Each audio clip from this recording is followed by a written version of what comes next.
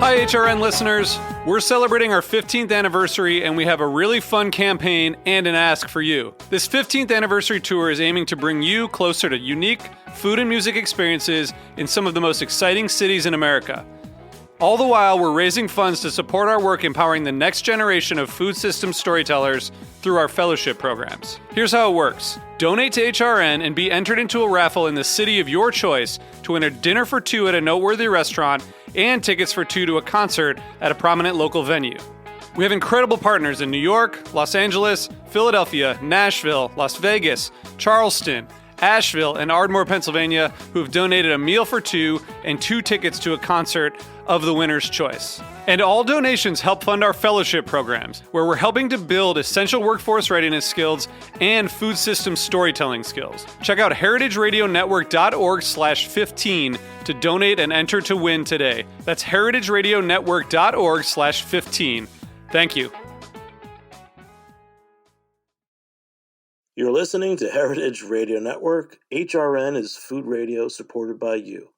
Learn more at heritageradionetwork.org. This episode is brought to you by Roberta's, home of Heritage Radio Network for 10 years. Learn more about Roberta's at robertaspizza.com.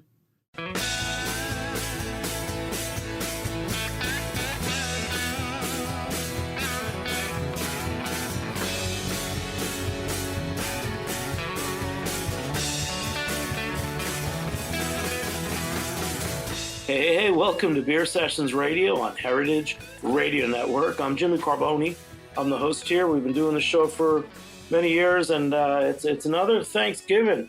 There's an old friend of mine who's a noted culinary writer and historian, and he's actually calling in with us from Cambodia, where he's been living the last few years. So this is the first time I'm recording at 5 o'clock on Tuesday, November 15th, and he's way ahead, I think, at about 5 o'clock in the morning the next day. But his name is John Martin Taylor. You might have heard of him as Hoppin' John's.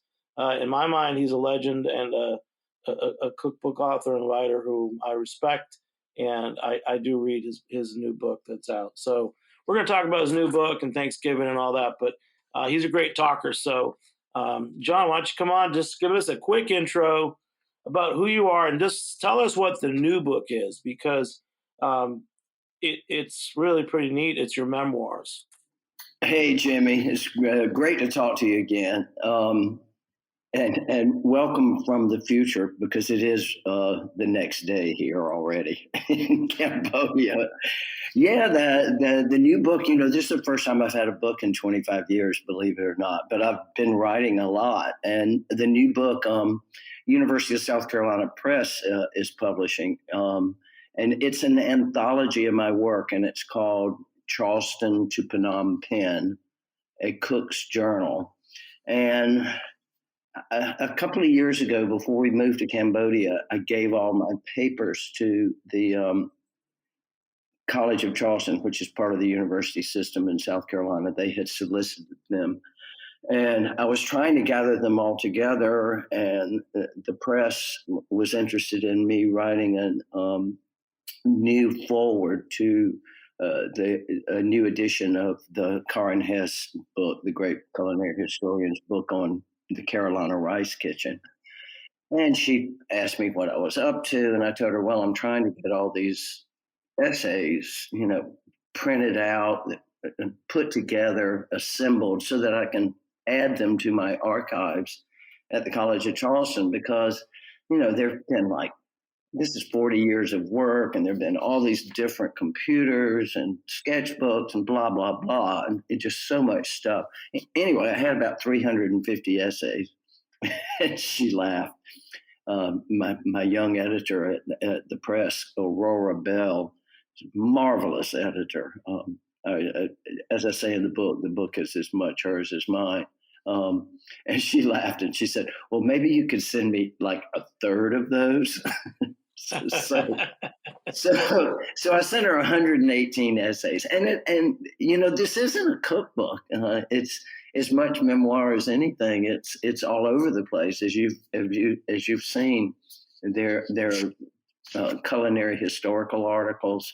There are travel pieces. There's an editorial. And then there's a lot of very personal essays. There's an essay about dancing. There's an essay about fishing. There's an essay about insomnia and death. And but it's the book is really full of joy.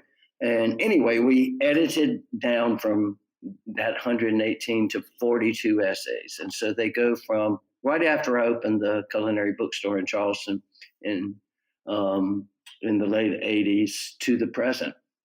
I think people will find it a fun read. There's some really funny stuff in it. There's some really serious etymology in there, tracing the origin of words and recipes.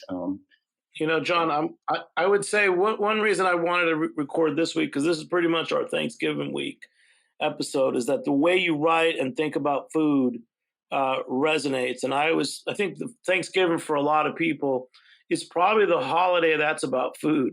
So I highly recommend you pre-order the book from Charleston to Phnom Penh by John Martin Taylor. But John, let's go way back with you, because you're a legend, but for a lot of younger people, they may not know who you are. So let's get you to Charleston, South Carolina.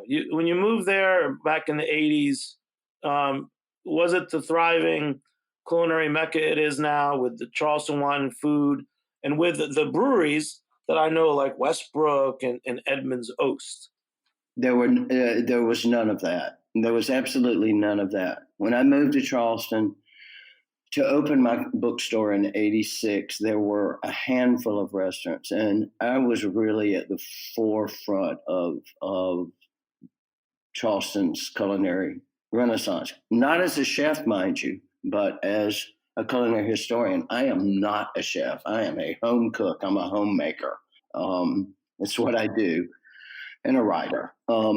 And what happened was, when I got there, I was already researching the culinary history there. And what I found was basically a dead cuisine.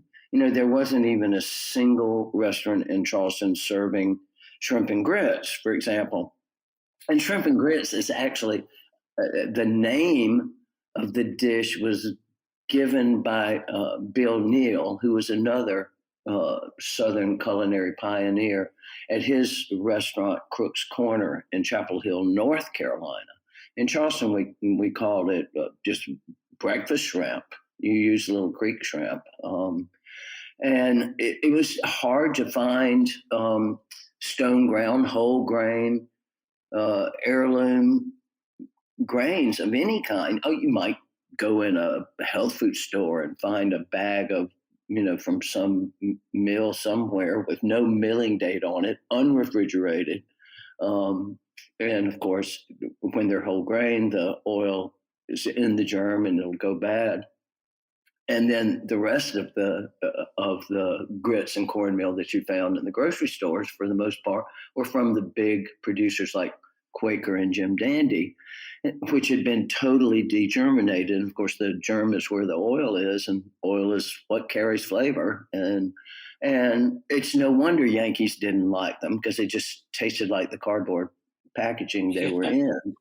So like a mush.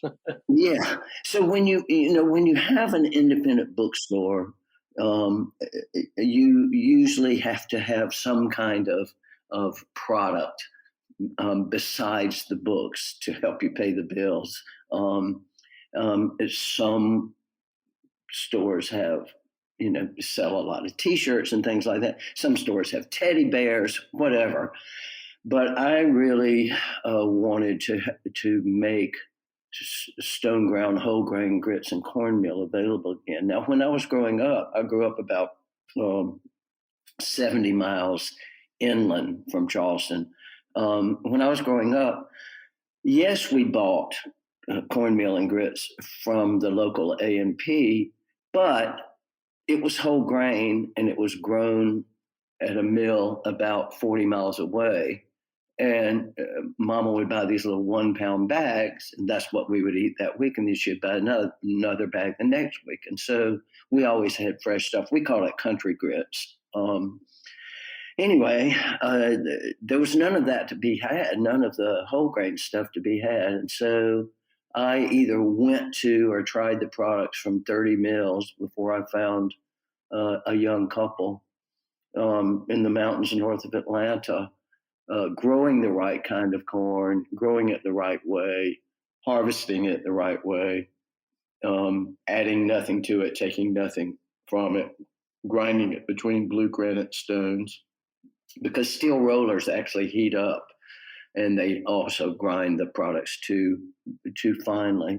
So that was my first thing, was to find this product to sell. Of course, then I had to educate the public on it, because people were a generation or two away from eating whole grain. So that to me is like my greatest accomplishment, is getting whole grain corn and other grains back on the tables of Charleston. And then I started writing about the traditional dishes that I was finding that had disappeared and trying to get them back on the table. I opened this shop in 1986, and in the fall of 1989, there was a devastating Hurricane Hugo, and all of us were out of our homes and businesses for the better part of a year.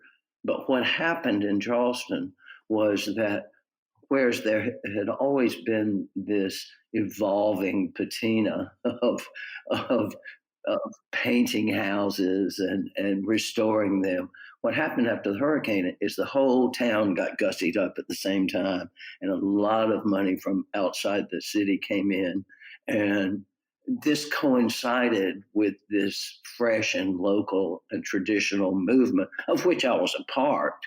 But I don't mean to take too much credit, because there were also all of these young chefs who were trying to make a name for themselves. And so I know Donald Barrickman was making spring rolls with collards instead of cabbage. And there were, a lot of these young chefs.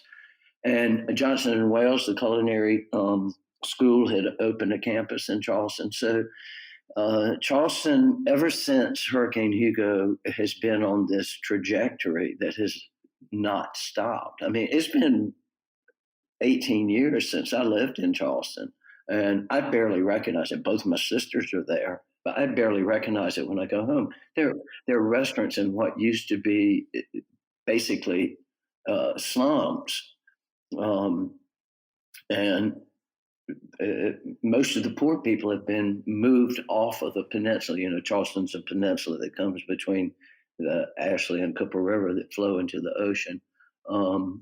Charlestonians say that those two rivers come together to form the Atlantic Ocean. Sounds like a biblical story, doesn't it? I mean, yeah. Hey, one great quote you have, you're talking about, for years your battle cry in the kitchen has been fresh, local, and traditional. And whether I'm frying shrimp in South Carolina, pounding pesto in Liguria, or making spring rolls in Asia. So what is this fresh, local, and traditional? We know what it is, but I want to have you keep talking about it, because your grit story is pretty great. That's actually how I got to know you. Must have been 15 or 16 years ago. I was making, I called it polenta, but I started using your grits because also they were whole grain. And I bought them out of a store, an old Ukrainian butcher shop in the East Village. And then through that, I started ordering from you direct. So I forgot he used to carry my stuff. Oh my! Oh man, I called it polenta, but it was shrimp and grits, and or I made a kind of an upside down, some kind of shepherd's pie, but I used polenta. Well, I used your grits instead of mashed potatoes in a shepherd pie. That's how I got to know you. And I grew up with polenta and real more stone ground corn as well. And I'm interested in the exact corn that you found. Is there a type of corn? Because now, John, now you know it's huge. I mean, from Mexico, I know a guy imported blue corn, special variety of all local farm, heirloom blue corn that he's made into beer, and so many other stories. I know farmers in New Hampshire who are growing heirloom red corn for polenta. Yeah, it's been fascinating. This whole heirloom traditional movement. It's been really interesting. I lived in Italy for several years, and I lived in northern Italy where they eat polenta. But the same thing. I lived there in the early '80s, and the same thing was true in Italy in the early '80s. That was true in the United States in the early '80s, and that is, if you wanted to find traditional corns, heirloom variety corns that were not ground to smithereens between steel rollers, you had to find a mill that was grinding them the right way, uh, between stones, not between rollers, and using the right kind of grits. And of course, this whole slow food movement started right near where I was living, in northern Italy, and the same thing is true today. Even that was true back then. If you want stone ground whole grain corn products that are traditional, you've got to pretty much go to the farmer or to a mill who works with a farmer. Now, polenta is made from flint corn, which is much harder, physically harder than the traditional dent corn of Appalachia, which is what I came to think of as the traditional corn for grits and cornbread. Um, Possibly because both of my grandmothers were from Tennessee, and one of them was actually from the mountains. Um, she grew up outside Knoxville, and my father was raised in Knoxville. And so when I went looking for grits and cornmeal, I was looking for that flavor of my youth. Not just the fact that they were whole grain, but they had to taste right, as well. And I think these traditional tastes are very important. And now, of course, it's taken off, and there are people like Glenn Roberts and David Shields in South Carolina who are at the forefront of preserving traditional, not just grains, but fruits and vegetables as well, and reviving some of these heirloom or heritage breeds. And not just, and then there are people like Tank Jackson who are reviving, who's a hog farmer, as you know, who's reviving heritage breeds of hogs.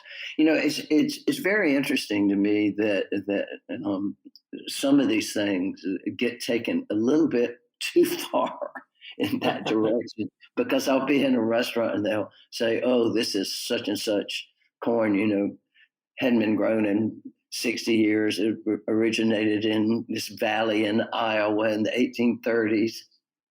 And I taste it and I go, meh, because just because it's heirloom doesn't mean it necessarily tastes better. There are a lot of reasons why things went out of favor, and not just productivity. It's a proficiency in the field, and but I am thrilled to have been at the forefront of that.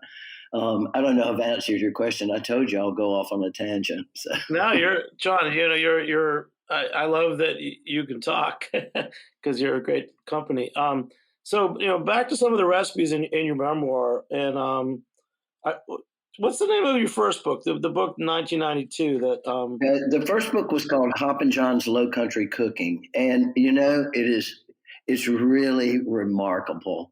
I mean, this is a book about the food of Charleston and the coastal plain surrounding Charleston. I actually didn't include Georgia in the book because their history, even right next door, is different. But and I stuck to what I knew. But it's amazing. The book has been in print continuously for 30 years. Don't ask me how. For a cookbook, it's pretty amazing. But there you have it. Well, some of the old recipes. So you, as a culinary historian, I mean, it's why I think that your memoir is very readable, because you are a storyteller, but there's a lot of great history. And let's talk about there's a myth you when you see some 20th century recipes, what are ingredients that you don't like that you want to take out, and try to reconstruct a more historical recipe? Like, one of the items is the Huguenot tort, which is like an apple and nut pie. Yeah, it's actually the Huguenot tort as it is presented for the first time in Charleston Receipts, which is the Junior League's cookbook from 1950 in Charleston, which has been continuously in print too and sold nearly 1 million copies. But it's Charleston's like most famous dessert, and they serve it in the tea rooms that they have during the house tours in the fall and spring. And I never liked it. It's sort of this gooey mess. It's apples and nuts, but it also has like 5 teaspoons of baking powder in it. And as soon as I looked at it, I went, "This isn't a tort at all. Yeah, It's not French. There's nothing in the French canon that I know of that's vaguely like it."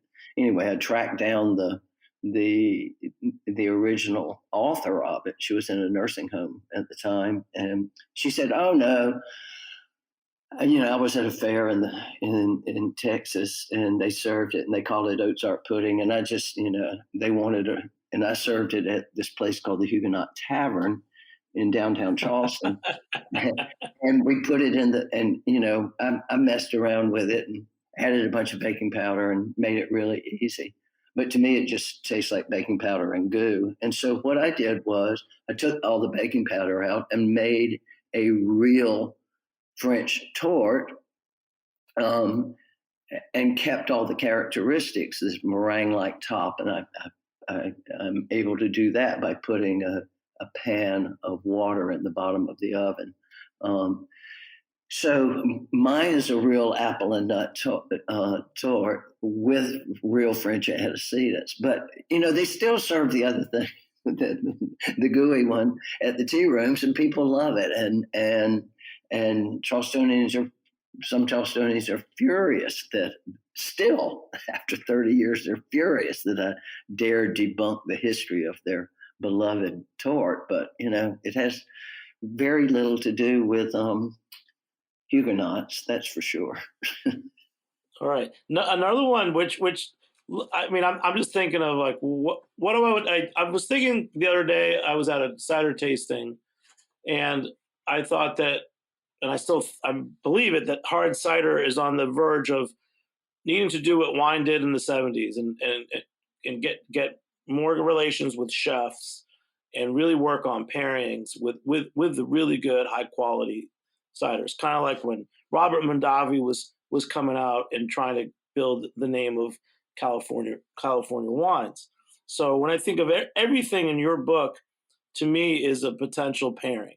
Now I know that you're not a big beer guy, but is there something that you would pair besides iced tea?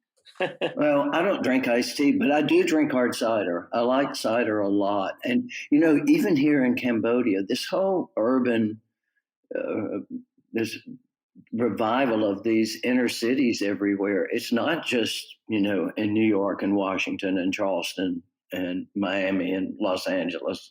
It's in Chicago. It's everywhere. There are hip restaurants and breweries all over Phnom Penh, all over Bangkok. We have fabulous French bistros here and Italian trattoria, and lots of brew pubs. And there's some excellent cider being made here, which I find pretty funny because, of course, apples don't grow here. It's too hot. And like in Charleston, it's just too hot to grow apples. But I've had some delicious ciders lately. There's not that many recipes in the book. I think there are 30. A lot of stories, but not that many recipes. But I think you're right. The ciders would go very well with a lot of this food. Jimmy, I say I'm not a beer drinker, but frankly, I lived on beer and eggs in college. I mean, But I grew up in a peculiar household. Both of my parents were scientists, and when we moved to South Carolina, my father was head of research and development for a chemical company, and they bought a chemical plant in South Carolina. So we moved this tiny little town there.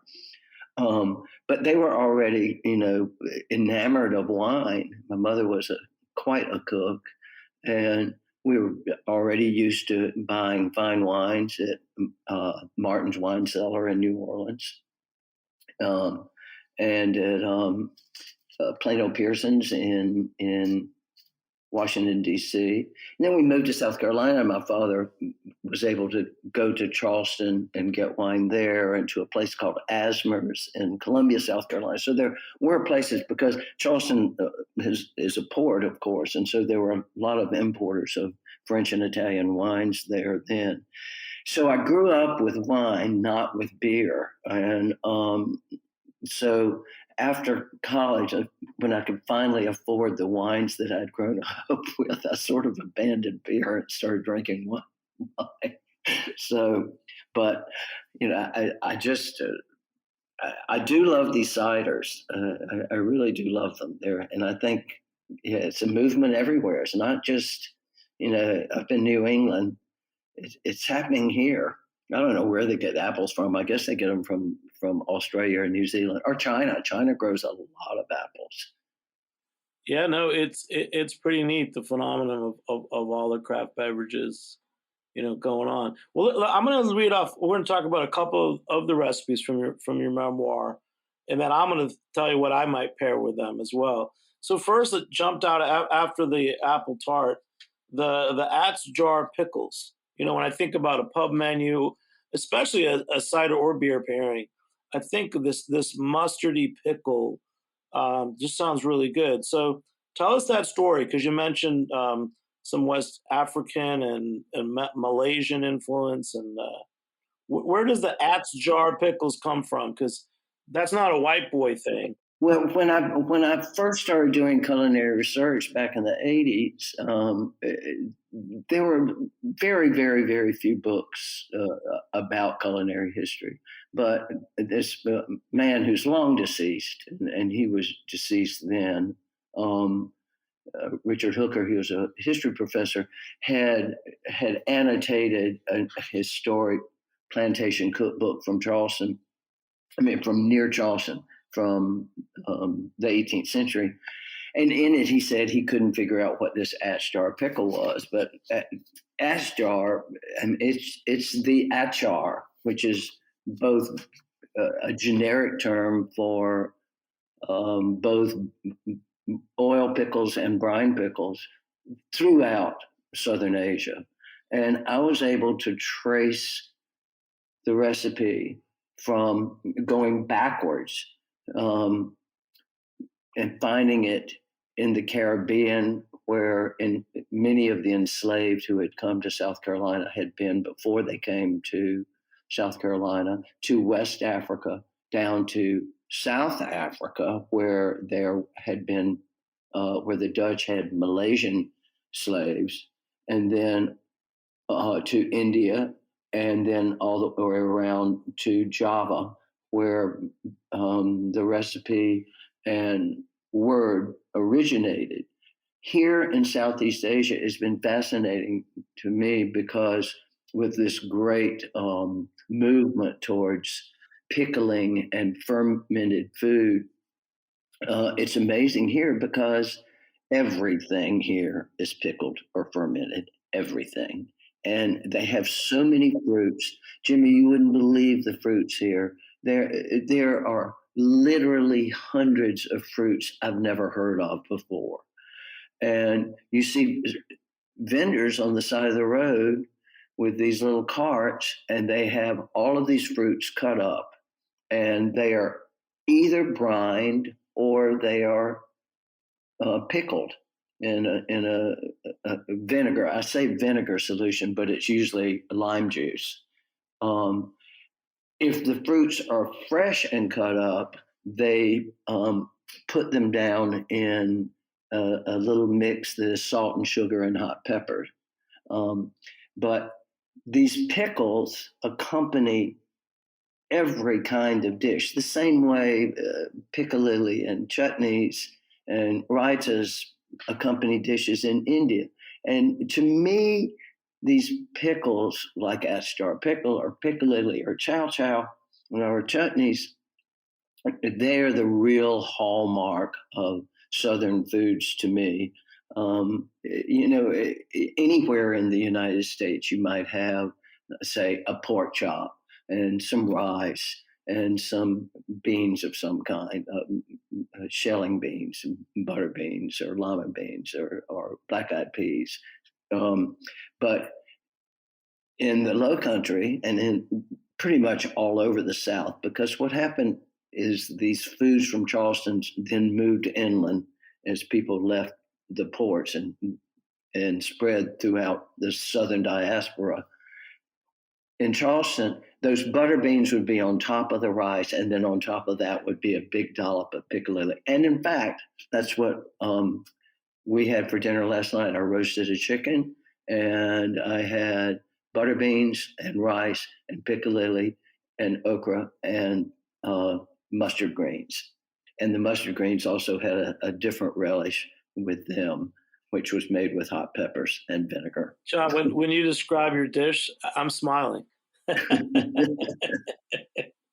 And I'm getting hungry. This is what I want to eat. I want to eat this kind of food for Thanksgiving. It's funny. After I took the chicken, I was roasting the chicken really hot, and I took the chicken out of the oven and put a bunch of baby carrots in there. And we were halfway through the meal, and I said, "Oh my God, I forgot the carrots." But we ate them. So, we should maybe move on to Thanksgiving. Well, yeah, that's true. You think about its flavors. So, let's say we're making a little wine bar or a brew pub menu. These days, I'd say starting with an At's jar of pickles or a chutney, like you said, really could be the foundation of the entire program. And one thing I like about wine bars and beer bars and brew pubs, you can have a simple menu. That's just a nice starting point. And I just want our listeners to know that your book is really inspiring. Jimmy, when I was growing up, the restaurants in Charleston, we would go to Charleston. We live 70 miles inland, but we would go to Charleston to shop and for my parents to go to the wine store. But we would go to the restaurants in Charleston, and as a matter of course, there would be Atchar pickles on the table. When DHEC and the South Carolina Department of whatever they call it, agriculture, whatever, in the 70s started, and 80s started cracking down on these things and not allowing you to put these things out on the table like that. But there was health inspectors. That's what we call them. Health inspectors. Yeah, there would be both relish, what we called relish, which would be crudité, carrots and celery sticks and radishes, and then there would be a jar of these pickles. And these pickles, Jimmy, they're Italian giardiniera. That's what they are. It's the same thing. It's just got mustard in it. It's the same thing. You think of a jar of giardiniera. It's the same thing. Just pickled vegetables, all sorts, right? You got string beans, you got cauliflower, maybe. Yeah, cauliflower, peppers, whatever. But and I like turnips in it too. But it's funny as for serving it before a meal. You're right to want to have the beer and hard cider, or for me, a glass of champagne with it, because those acids will really mess up your wines. So you don't want to. You don't want to eat an Astar pickle and then have a glass of Bordeaux or Burgundy. Oh yeah. So another one that just seems like it's easy to pair with almost anything is the sweet potato pie. I love that pie. I will never understand why these custardy pies are more popular. I don't have a strong sweet tooth, but I also don't have a great affinity for dairy products. Believe it or not. I mean, I love whipped cream and I love butter, but I've never been I don't know, creamy things, custardy things. But this pie is old fashioned. It was more popular back in the day. I traced the recipe in the book through many generations, but it's you slightly poach off your sweet potatoes and you fill your pie crust with these cut up pieces of sweet potato, and it's just a very little sugar, a little bit of butter. It's just very little spice. Um, yeah, don't get me going towards pumpkin spice, So Lord. it's almost like a twice baked sweet potato, Yes, something like inside a that. crust, and it's So so it really could go with everything. So that you could yeah. have that.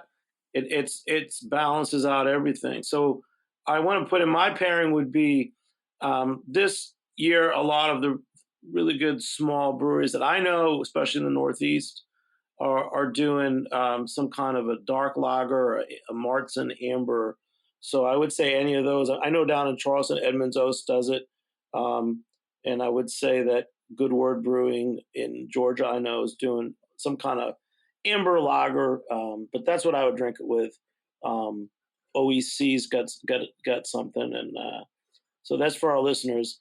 Drink your amber lager, Märzen lager, black lagers, Czech black lagers with your Thanksgiving dinner or a nice dry cider. But I just love that. I love this because you think of any kind of pie. Like for example, my wife doesn't really like when you say pie. She doesn't like it, but I think it's a lot because things are so adulterated with so many other things. But she'll make a spinach pie, which is closer to like something from Genoa, where it's mostly spinach and then just scraps of cheese and a little egg, maybe some nuts.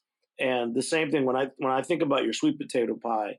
How far back does that go? Because so there's a crust. It might be a lard crust, and it's mostly the sweet potatoes. Um, when you're doing your research, do these go back to colonial era? Yes, it goes back then, and it was very, very popular throughout the 19th century. We've got a dozen different recipes in the 19th century, and another thing for me, especially after a big meal like Thanksgiving. I mean, everybody's comatose from eating so much anyway. I always like to wait like a couple of hours, and then I have a slice of my pie with a shot of bourbon. That sounds good. Yeah, it goes with it very well too. Thanksgiving's a funny meal, Jimmy. I've never been a huge fan of it as a cook. I'm fond of saying that Thanksgiving must have been invented by the same man perhaps who invented pantyhose, because he never had to deal with either of them. Because the Thanksgiving meal, everything goes in the oven at the same time. Hence, you invite your neighbors over so that you can use their oven as well. About 35 years ago, I started deep frying the turkey, and that freed up the oven. But we were at my in-laws one year, and the women and I had been cooking for days. We're literally days, that bringing casseroles out of the freezer and popping them in the oven. My mother-in-law had two ovens. Her sister lived in town. She brought stuff from her oven. And then, of course, you've got these rolls you want to put in at the last minute, and you've got the dressing to do, and the turkey. Fortunately, I'm frying it. And we've been cooking for days, and we all sit down, and it's 20 minutes over. It's over. There were 16 to 20 of us, and everybody goes and plops down in front of the TV to watch the game. And there I am back in the kitchen with the women, Cleaning up. Hand washing the good china, hand washing the good silver, hand washing the crystal, and I blew up. And I went in there and I said, "Y'all, this isn't fair. This is like so not right. We've been working for 3 days and 20 minutes, and y'all come down." And one of my brother-in-laws just said, "John, you're out of line. This is our tradition too." And I said, "You know what? From now on, we're going to go to the country club, because at the country club they have great food, they have a great wine list, and there's something for everybody. There's not only turkey, there's roast beef, there's ham, there's city ham, and there's country ham. There's barbecue. There's a huge seafood bar with everything you could possibly want. Tons of oysters and shrimp, and clams and crab, and there are 30 desserts." And so from that was about 25 years ago, I'd say. And so from then on, we've eaten out at Thanksgiving. Well, John, I think that I'm going to be taking my wife out for Thanksgiving this year, since we're talking. But let's go with a couple more dishes. First, we're going to take a short break. We'll be back in a few minutes on Beer Sessions Radio. All right.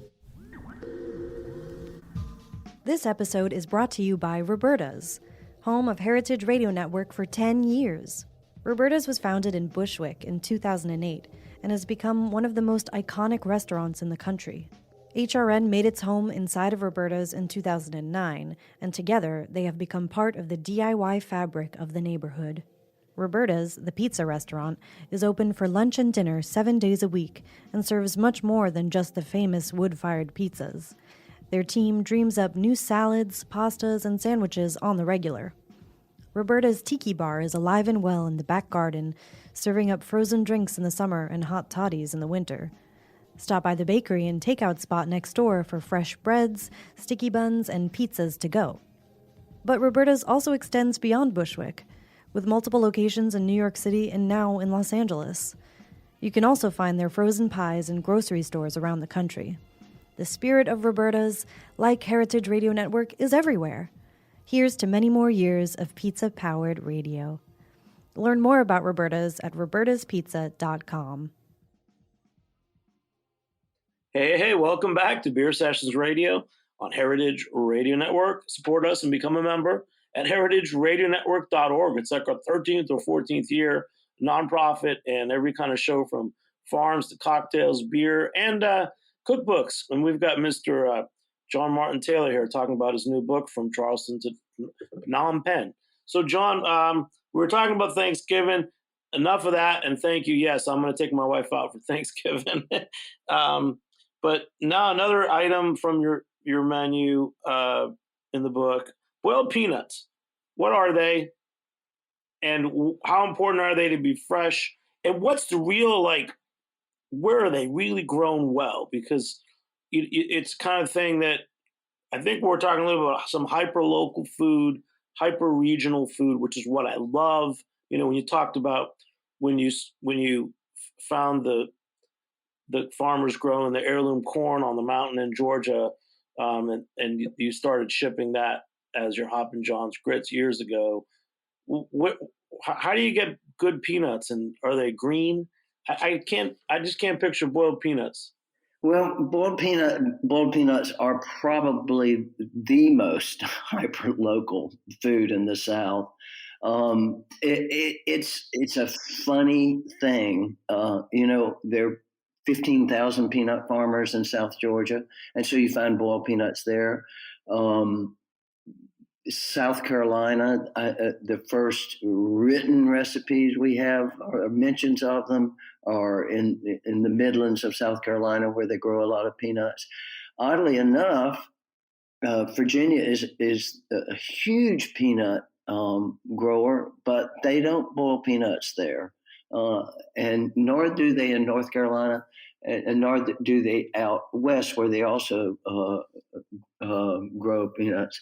The real secret to boiled peanuts is using freshly dug peanuts, what we call green peanuts.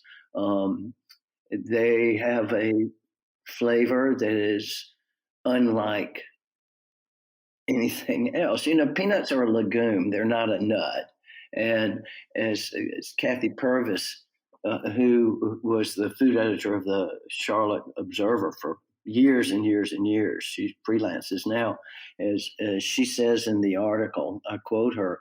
She said, it's a legume, and you wouldn't not think of boiling any other legume, and so it's logical. They're most like edamame, boiled soybeans. That's what they taste Oh, wow. most like. And so the popularity of edamame has actually helped popularize boiled peanuts. But So I've never similar texture, John. Similar texture and taste. I have a Japanese friend who lives in New York, and in the late '80s, she came to visit me in Charleston, and I served her boiled peanuts.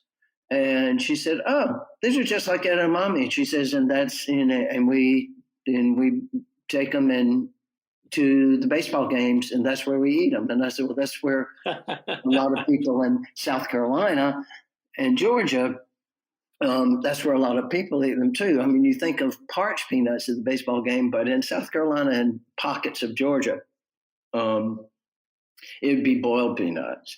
I mean, I think most people buy boiled peanuts from the side of the road, where people have these big, huge, cast iron cauldrons of them boiling, and they put them in a paper bag, and then you eat them and throw the shells out the window of your car. They're biodegradable after all. So. Well, I think you're onto something, because if I'm drinking, I'm at a pub or I'm at a baseball game. I like peanuts, but the roasted peanuts, I can see having a fresh something like an edamame with a little salt on it, with a beer. I feel like it's probably going to go down easier than just dried peanuts. They're amazing, and I like them. I like them boiled and really soft, so that you can all but eat the shell. I'm grabbing my first book that happens to be sitting by my desk, and I want to see if there's something in there I said that was better than what I can think of. But here we go. 3 pounds seems like a lot of peanuts, but it will feed 2 boiled peanut lovers through about 2 beers. That sounds about right. Yeah, you just define it for me. Like edamame, I get it. Everybody likes edamame, and you can definitely suck them down. Your first book was Hoppin' John's Low Country, and I have it. I'm trying to find it. 1992. But in this book, you've gone beyond that too. We don't have that much more time, but I really wanted the listeners to get to know you, because, we met because, a lot of the shows I've done the last couple of years, we've talked about regional grains and small grains, craft malts. And you were on it a long time ago, rediscovering the stone ground grits. There is a chef I met. Heritage Radio Network has been going down to Charleston Wine and Food the last few years. I think at least since 2017. And there's one chef, Robert Staling, who was really a big supporter. When did he come on the scene in Charleston, and do you know him well? Yeah. I know him. When I first met him, he went by the name of Butch. He's a great guy. He came to Charleston. I don't know exactly. I want to say he opened right after the hurricane. I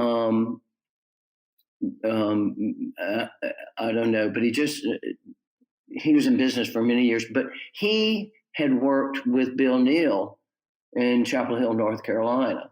And so he was, an acolyte of Bill's. So he was already on to the let's revive traditional Southern foods. And yeah, he's a great guy. And he and his wife both. His wife worked as she was a publicity person for the Spoleto Festival, the huge international arts festival that's held in Charleston each spring. But no, he's a great guy. Wow. Well, then, and just back to how you define. I mean, I know it's low country to you. Do you ever use the word Southern? Because it seems like there's so many different regions and traditions. Yes, I use the word Southern. I use the word Southern all the time. But as I said in my second book, the South is more emotion than nation. I mean, it's if people think they're from the South, even if they just moved here from New York, if they think they're from the South, they're from the South. I mean, most people think of the South as the states of the Confederacy, but I know people in Oklahoma and West Virginia who would be insulted if you called them anything other than Southern. And it's huge. I mean, from Jacksonville, Florida to Memphis, Tennessee is a long ways. It's over 1,000 miles, and you've got everything but desert in between. And so much of the South, of course, has a coastline, and so seafood is predominant. But when you're up in Appalachia, the cooking of Appalachia is very different from the cooking of Charleston, and the cooking of Eastern Texas, where a lot of Germans settled. It's very different. Look at the barbecue in Eastern Texas that's beef, as opposed to the barbecue in Memphis, which is straight up the river.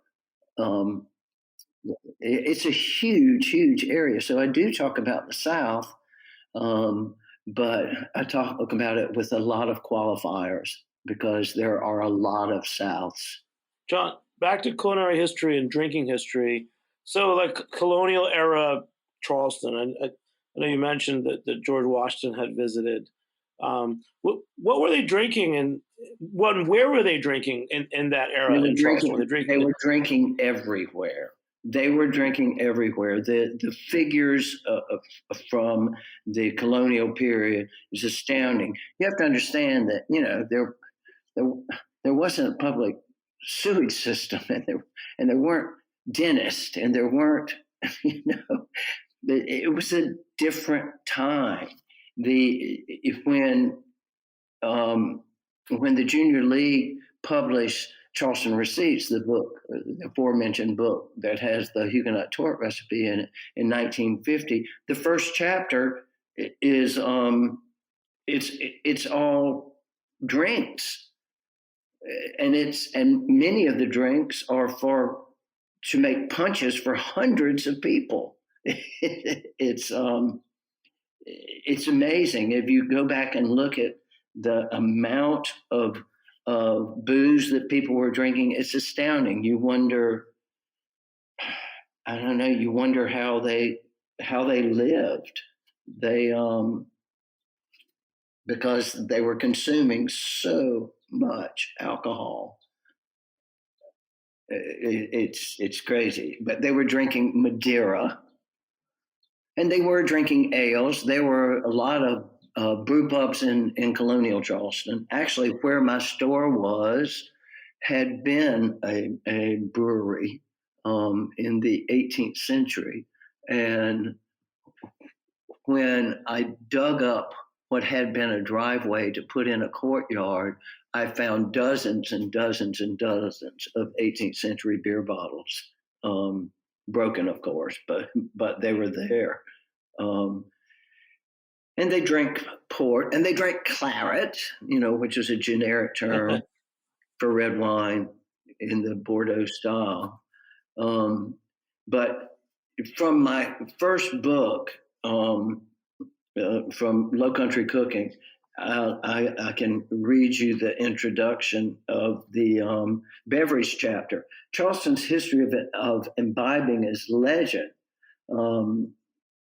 Robert Rosen's short history of Charleston includes a half dozen entries about the city's drinking habits. And Walt Fraser's Charleston. Charleston's a social history of the city that portrays a hedonistic upper class and a debauched citizenry. Rosen quotes the historian Charles Bedenbaugh, quote, "The importation of liquors at Charlestown in 1743 staggers the imagination. 1,500 dozen empty bottles, among other items, to be used for a 6-month supply of 1,219 hogsheads, 188 tierces, and 58 barrels of rum." And that's when there were about 2,000 people living there. So, well, we got our beer in and our drinking history too.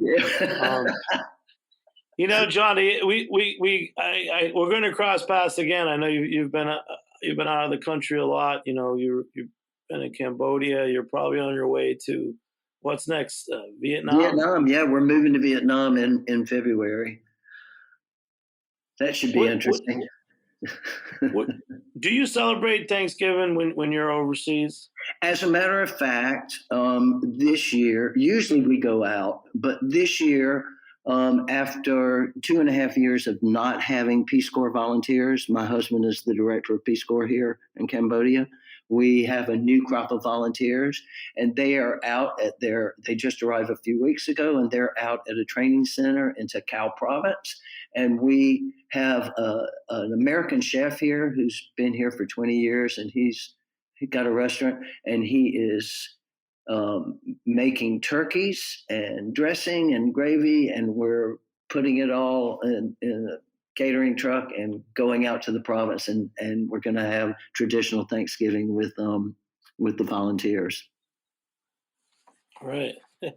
Well, John, it's so great talking to you.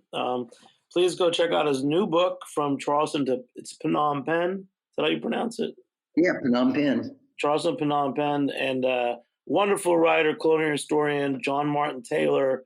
That's the book I'm giving to friends for Christmas, and the recipes are inspiring me for Thanksgiving. So, John, thank you so much for joining me here on Heritage Radio Network. It's great talking to you again. Oh, man, this is real special. We've been talking for over a year about getting you on it in your 12-hour time difference. Thank you.